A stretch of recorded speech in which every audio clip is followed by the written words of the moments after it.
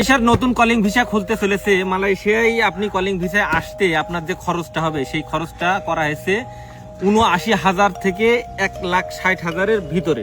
ঠিক আছে, আরো যেটা খুশির সংবাদ আছে, বিএমইটি এর আওতাভুক্ত যেসব এজেন্ট আছে তাদের মাধ্যমে সমস্ত খরচগুলো এই দেশের নিয়োগকর্তাগুলো বহন করবে, কোম্পানিগুলো বহন করবে। প্লেন টিকিট, আকামা, ফমিমা থেকে বাদায় নিয়ে মেডিকেল খরচ, সম্পূর্ণ খরচ জিরো মাইগ্রেন্ট কস্ট করা হয়েছে।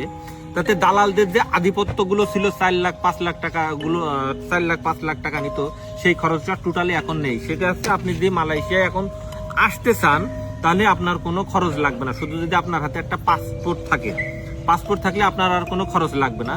মালয়েশিয়ার সরকার এটা বাধ্যতামূলক করা হয়েছে। সো আপনার যদি কাছে কেউ ৫ লাখ টাকা চেয়ে বসে, ওই আপনি ভিডিও বানাবেন, ওই এজেন্টের নামে আপনি আইনগত ব্যবস্থা নিতে পারবেন। দেখেন ভাই, আপনার হাতে সবার হাতে ফোন আছে।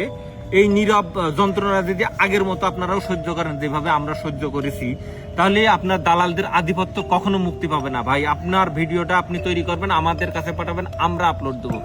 এই এজেন্ট আর দালালের আধিপত্য কমানোর সুযোগ এখনই আসছে। কারণ আপনারা যারা এখন নিয়োগ দিচ্ছেন, যারা মালয়েশিয়া থেকে কলিং ভিসায়, মালয়েশিয়ার কলিং ভিসায় আপনারা যারা আসতে চাচ্ছেন, দালালদের আধিপত্য তুলে ধরবেন, দালালদের পরিচয় তুলে ধরবেন।